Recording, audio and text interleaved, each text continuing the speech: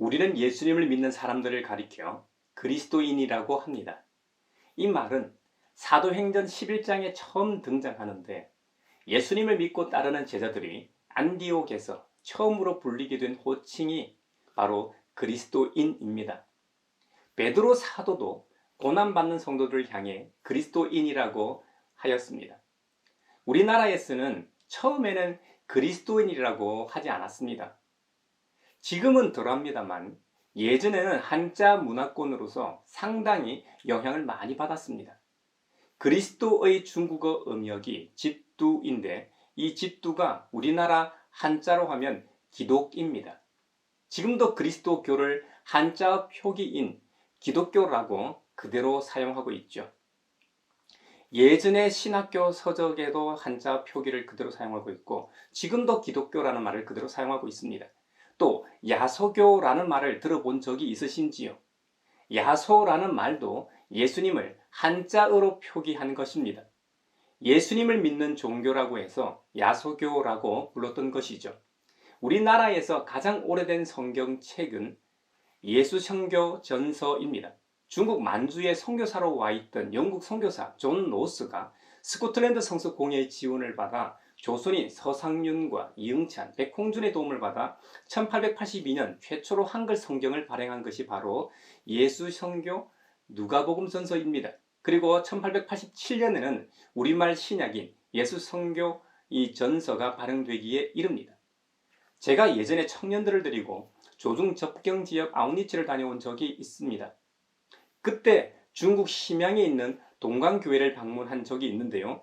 동관교회 내에 조선말 성경 번역 유적지 옛 건물이 있고 그 안에 예수선교 전서가 전시되어 있어 본 적이 있습니다. 비슷한 시기에 일본에서도 한글 이 성경 번역 작업이 있었습니다. 이수정이라는 분이 1885년 2월에 요코하마에서 신약 마가전 복음서연을 발행합니다. 이 번역한 마가복음을 한국 최초의 선교사라 불리는 언더우드와 아펜젤러가 요코하마를 경유할 때 그곳에서 이 성경을 들고 부산을 경유해 1885년 부활절 아침에 제물포에 도착하게 됩니다. 이렇게 보면 성경 번역이 복음화와 전도에 있어 얼마나 중요한가를 보여주는 사례라 하겠습니다. 이런 점만 봐도 하나님께서 우리 민족을 얼마나 특별하게 사랑하셨는지를 알 수 있는 대목입니다.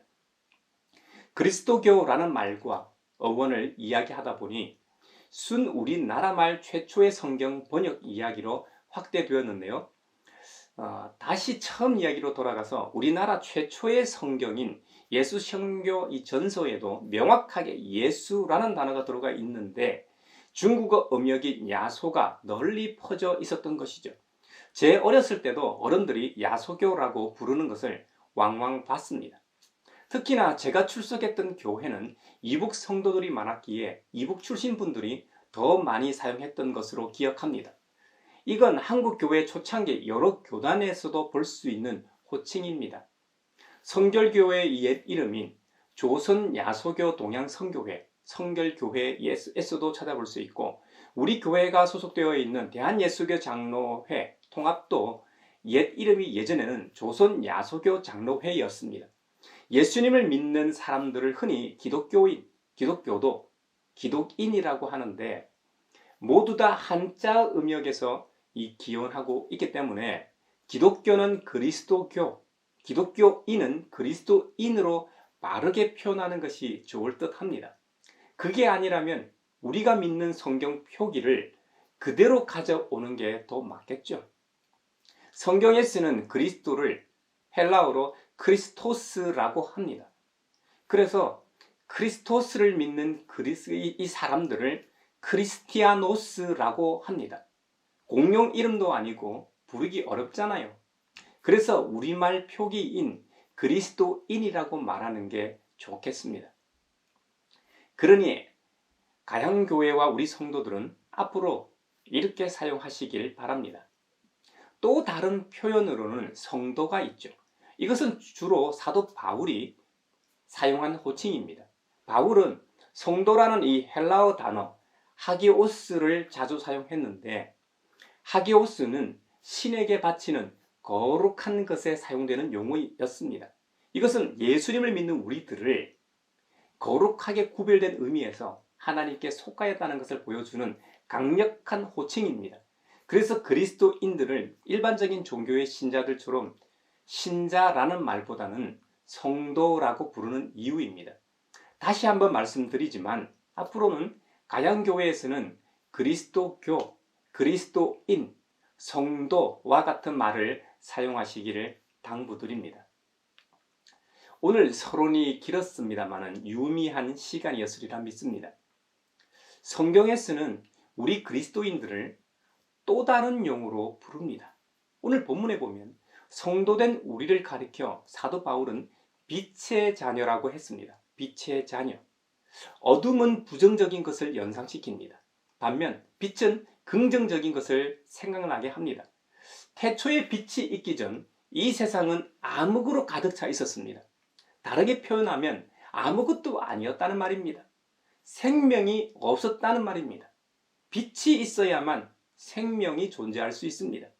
낮과 밤이 없다면 어떻습니까? 지금이야 태양이 없는 캄캄한 밤에도 환하게 불을 밝히고 생활이 가능합니다. 그리고 그 빛을 밝혀줄 에너지도 충분합니다. 그렇다고 해도 그 에너지가 영원한 것은 아닙니다.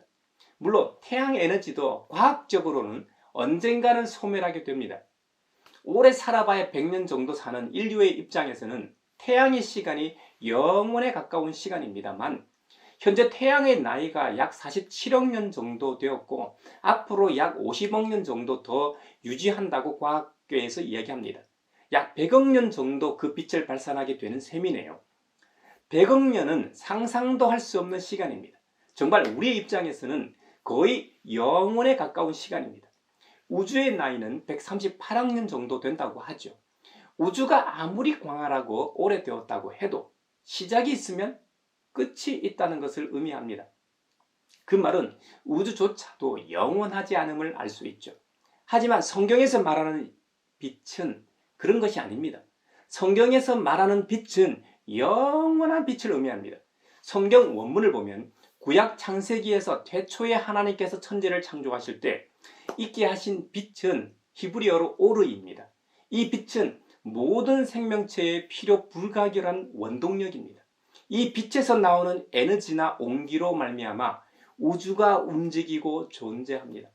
신약 오늘 본문인 에베소서 5장 8절에는 빛의 자녀라고 할 때 그 빛도 헬라어로 포스라는 단어를 사용하고 있습니다. 이 역시 생명의 빛을 의미합니다. 생명 그 자체라는 것이죠. 영적인 의미로는 구원을 상징합니다. 죄와 사망의 어둠 가운데 있던 우리를 자유와 생명으로 인도한 빛말입니다. 예수님에 대해 소상하게 기록하고 있는 요한복음 1장에서도 예수님을 빛으로 언급하고 있는데 그때의 빛도 역시 포스라는 단어입니다. 원래 우리는 어둠 가운데 거하던 어둠 그 자체였습니다. 하지만 이제는 우리 주님 그리스도 안에서 빛의 존재가 되었습니다. 놀랍지 않습니까? 어둠이 어떻게 빛이 될 수 있죠? 우리를 빛으로 인도하신 분이 진짜 빛이시기 때문에 가능합니다. 좀 전에 창세기와 에베소서, 요한복음 원문을 말씀드렸다시피 이 세상 천지 만물, 온 우주의 에너지와 온기, 생기를 공급하시는 생명의 근원이신 참 빛이 우리를 빛의 자녀로 삼아 주셨기 때문입니다. 그러므로 이제 우리는 빛의 자녀가 되었습니다. 빛의 자녀가 된 우리에게 성경은 요청합니다. 빛의 자녀들답게 살아라고 말입니다. 그렇다면 어떻게 살아야 빛의 자녀답게 사는 것일까요? 그 열매를 보고 알 수 있는데 모든 선과 의와 진실함이 있다는 겁니다. 모든 선, 즉 선하고 관대한 것 말입니다. 또 모든 의와 모든 진실함에 있다는 겁니다. 이런 것은 빛의 자녀들뿐만 아니라 모든 사람이 견지해야 하는 삶의 태도일 겁니다. 그렇다면 빛의 자녀들인 빛의 자녀들은 타인보다 더더욱 착하고 선하고 진실되게 살아야 한다는 것이죠. 에베소서에서 빛의 자녀의 열매로 언급한 세 가지 모든 선과 의와 진실은 오늘 본문 앞에 나오는 어둠의 행위 세 가지, 즉 음행, 더러운 것, 탐욕에 대한 대비입니다. 이와 같은 빛의 열매를 성경에서는 단지 마음으로만 느끼거나 지적인 이 깨달음으로 만족하는 것이 아닙니다. 모든 선과 의와 진실은 단지 아는 데서 그치는 것이 아니라 실제로 삶으로 살아내는 것을 의미합니다. 실천 사항인 것이죠. 이것은 그리스도인의 행동 강령으로서 그에 따라 세부적으로 각자의 삶의 영역에서 살아가는 것을 말합니다. 그리스도 우리 주님께서 주시는 빛은 우리를 이 세계에서 유용하며 도움이 되는 시민으로 만듭니다. 원래 하나님께서는 창조 섭리에 따라 모든 피조물이 서로 더불어 함께 조화롭게 살아가도록 만드셨습니다. 하지만 죄와 어둠의 세력으로 인해 이 세상의 아름다움은 파괴되고 깨져 서로 조화롭게 살지 못하게 한 것이죠. 이제 주님은 주님의 빛을 통해 이 세상을 회복시키고자 하십니다. 그 일에 우리를 초청하시는 거고요.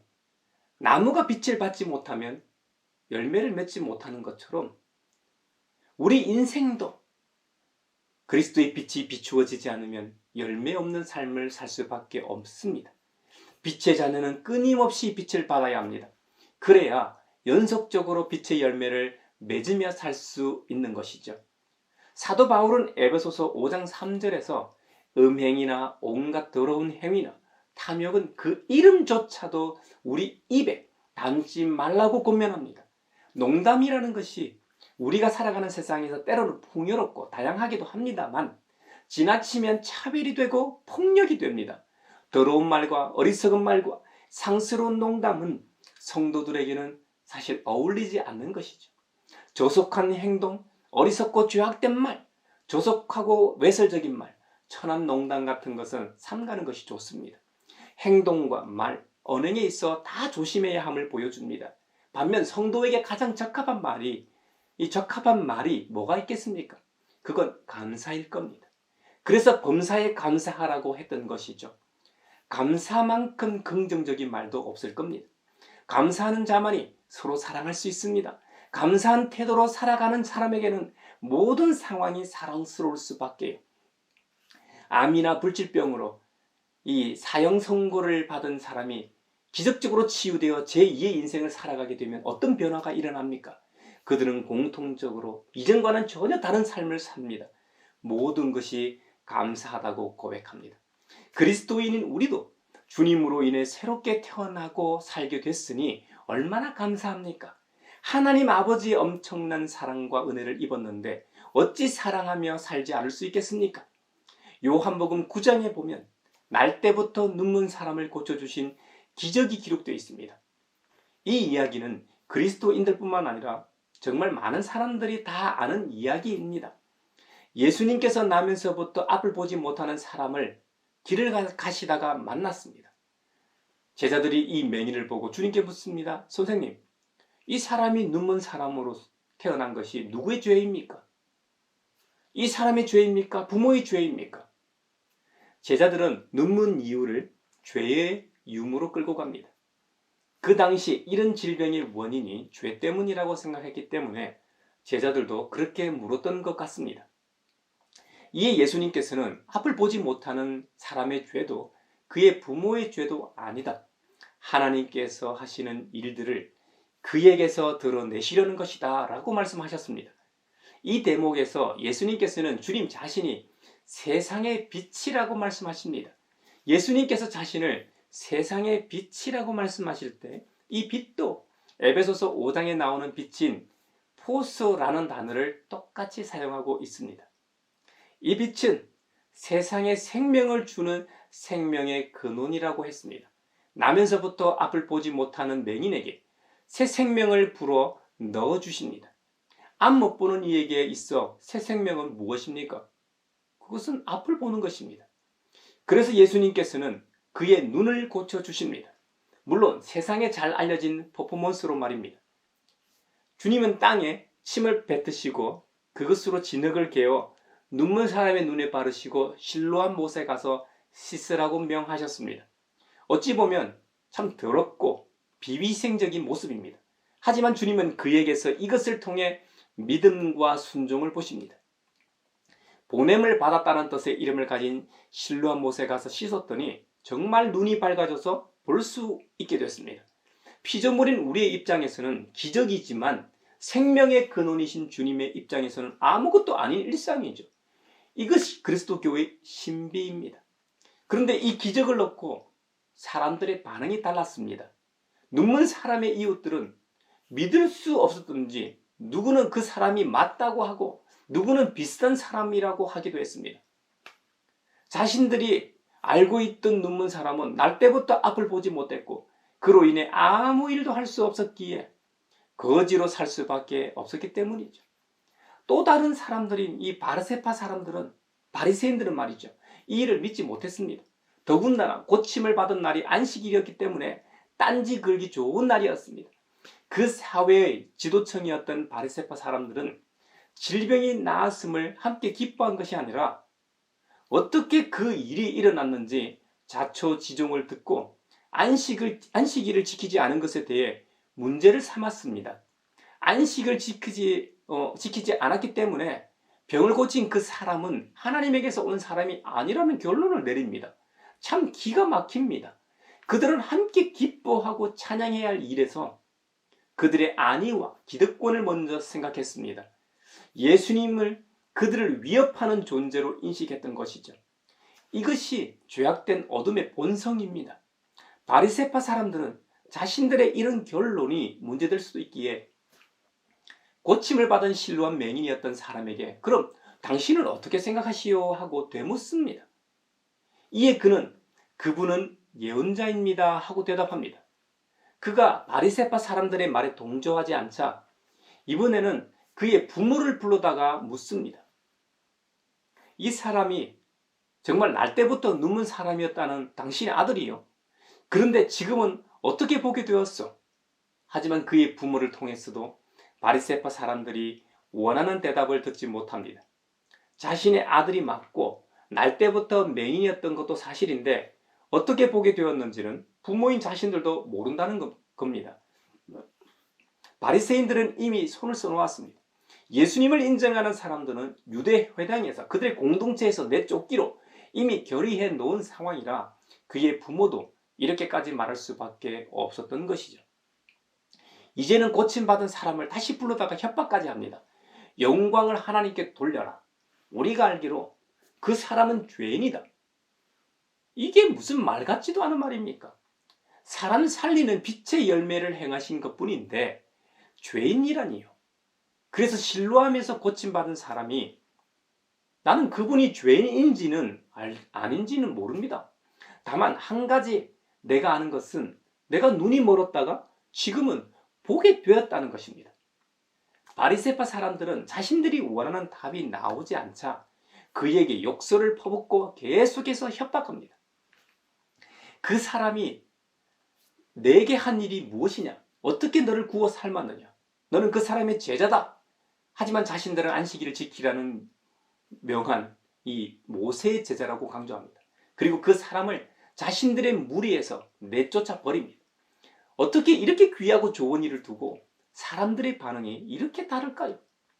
사도 바울은 어둠의 행위 세 가지 음행하는 자나 행실이 더러운 자나 탐욕을 부리는 자는 아예 우상 숭배하는 자라고 딱 잘라 말합니다. 정말 강력한 표현입니다. 바리새파 사람들은 더러운 자나 자신의 기득권을 탐하는 탐욕을 부리는 자에 해당할 겁니다. 하나님의 백성에게 있어서 가장 경계해야 하는 것이 바로 우상 숭배 아닙니까? 이런 행위가 우상 숭배하는 것과 다를 바 없다는 것이죠. 그러므로 우리는 빛의 자녀답게 생활해야 한다는 겁니다. 그렇다면 빛의 자녀답게 사는 생활은 어떤 것일까요? 첫째, 어둠의 일에 참여하면 안 됩니다. 앞서 살펴보았지만 빛의 열매의 반대인 어둠의 열매에 해당하는 일을 하면 안 됩니다. 바리새파 사람들은 자신들만 어둠 속에 거하는 것이 아니라 다른 유대인들도 빛으로 가지 못하게 어둠 속에 머물게 함으로 하나님 나라에 들어가지 못하게 했습니다. 그렇다면 우리 스스로 어떻게 이것을 구별할 수 있을까요? 우리 힘으로는 불가능합니다. 도저히 안 됩니다.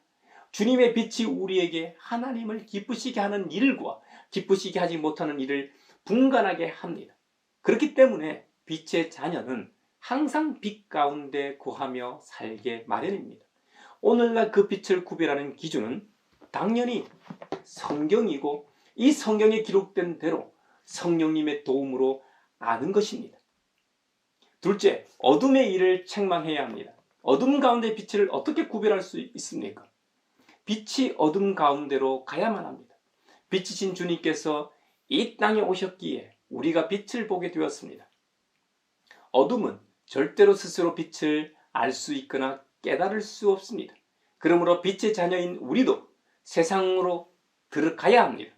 우리는 수도 생활하는 성도가 아닙니다. 어둠과 죄로 가득 찬 세상으로 들어가 함께 살아야 하는 존재입니다.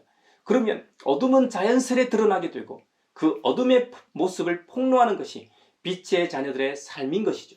원래 어둠 가운데 있던 우리가 구원받은 것처럼 아직 어둠 속에 있는 그들을 주님께로 인도하기 위해 악을 폭로하는 것입니다.